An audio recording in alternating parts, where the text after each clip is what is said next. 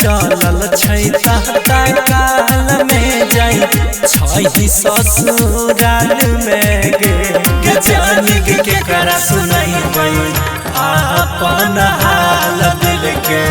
तोरल नया साल में गे जान के करा सुनाई गई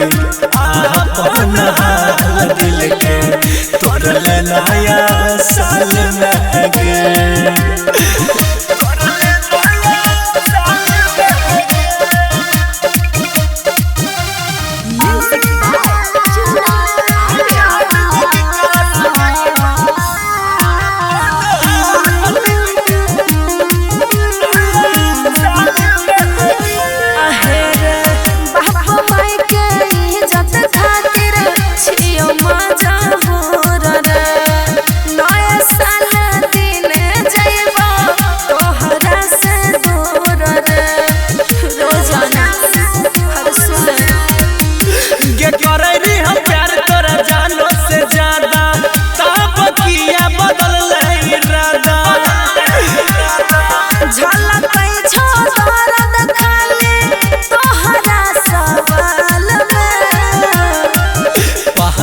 चलल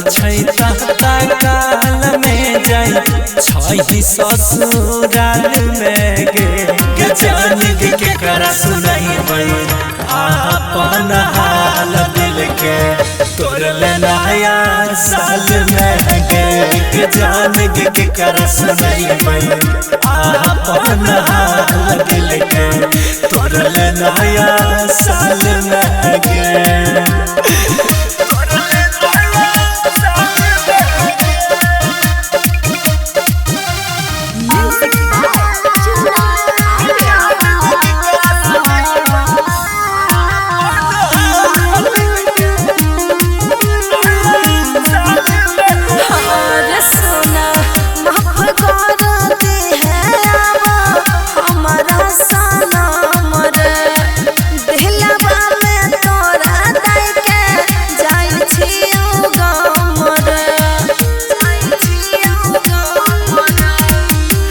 चलो जाए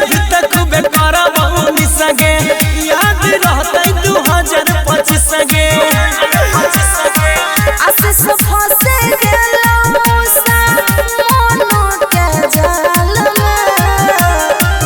पहता चलल काल में जाई छही ससुराल में गे जान के करा सुनाई गई अपन हाल दिल के